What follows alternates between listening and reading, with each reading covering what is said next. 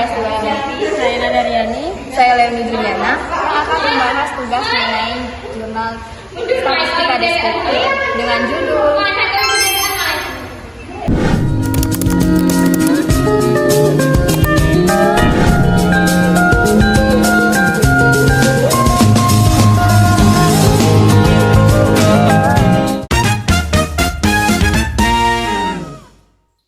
Baik, di sini saya Rizky Amalia akan menjelaskan mengenai probability sampling dalam penelitian tablet neural gut, di mana probability sampling itu adalah metode di setiap elemen dalam populasi yang memiliki peluang yang sama atau diketahui untuk dipilih sebagai sampel. Dalam kasus penelitian ini berfokus pada evaluasi mutu fisik tablet neural gut dari beberapa batch produk. Metode ini bisa digunakan untuk memastikan bahwa setiap batch tablet itu memiliki peluang yang sama untuk dipilih dan diuji. Dengan demikian, bahwa hasil pengujian mutu fisik seperti ketebalan, keregasan, dan juga waktu hancur dapat lebih representatif dari seluruh populasi batch yang diproduksi. Kemudian, aplikasi probability sampling dalam kasus jurnal evaluasi hasil keseragaman ukuran, keregasan, dan waktu hancur tablet salut film neural gut produksi dari LAVI di KESAT Bandung. Yang pertama itu simple random sampling atau sampel acak sederhana. Misalkan ada 50 batch tablet neural gut yang diproduksi oleh LAVI di KESAT dalam satu film. Jika peneliti ini ingin melakukan uji mutu fisik pada tablet secara acak, mereka bisa memilih beberapa batch secara acak dari seluruh batch yang diproduksi. Contohnya itu menggunakan lotre atau komputer untuk secara acak memilih 5 dari 10 batch untuk diuji. Setiap batch itu memiliki peluang yang sama untuk dipilih. Dengan cara lain, peneliti dapat memastikan bahwa hasil evaluasi mutu fisik seperti keseragaman, ukuran, keregasan, dan waktu hancur bisa digeneralisasi ke semua batch yang diproduksi. Kemudian aplikasinya itu dalam sistematika sampling atau sampel sistematis.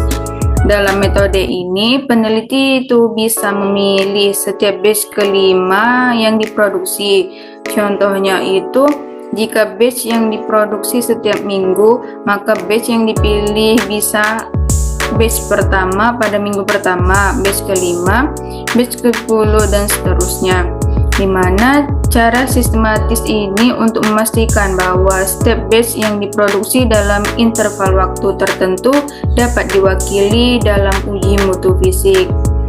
Dan probability sampling dalam penelitian ini, yang pertama, hasil yang diperoleh lebih representatif terhadap populasi batch produksi. Kemudian memungkinkan peneliti untuk menyimpulkan bahwa hasil uji mutu fisik dapat digeneralisasi ke batch lain yang belum diuji. Kemudian mengurangi kemungkinan bias karena sampel dipilih secara acak atau sistematik dari seluruh batch produksi.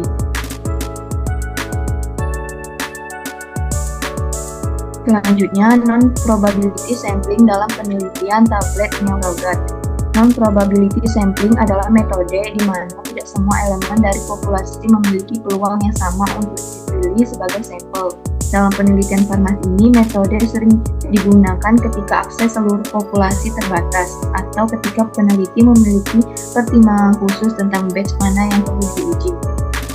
Aplikasi non-probability sampling dalam kasus jurnal evaluasi hasil keseragaman ukuran, keregasan, dan waktu hancur tablet salut film neural gut produksi LAVI di KESAT Bandung sebagai berikut.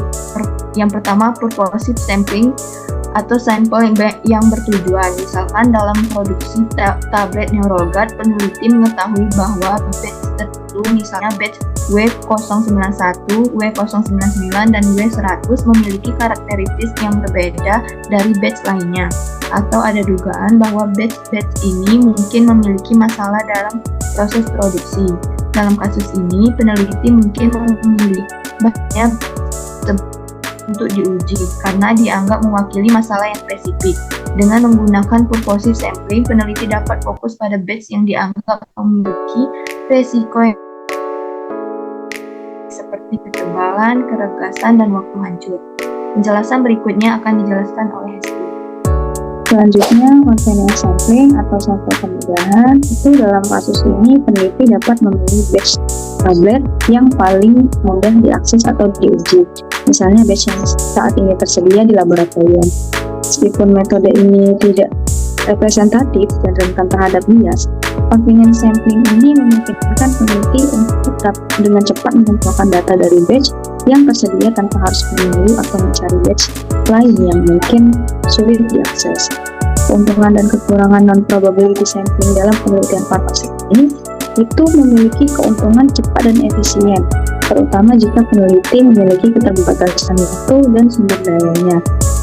Kemudian juga cocok digunakan jika penelitian bersifat eksploratif atau ada masalah spesifik yang perlu diteliti pada batch tertentu. Untuk kekurangannya itu hasil penelitian tidak bisa digeneralisasi ke seluruh batch produksi karena sampel tidak bisa diambil secara acak atau representatif. Kemudian potensi bias juga bisa lebih tinggi, terutama jika pemilihan sampel dilakukan berdasarkan kemudahan atau kriteria subjektif. Baik, selanjutnya saya akan menjelaskan mengenai keterkaitan probability sampling dan non-probability sampling dengan ilmu farmasi.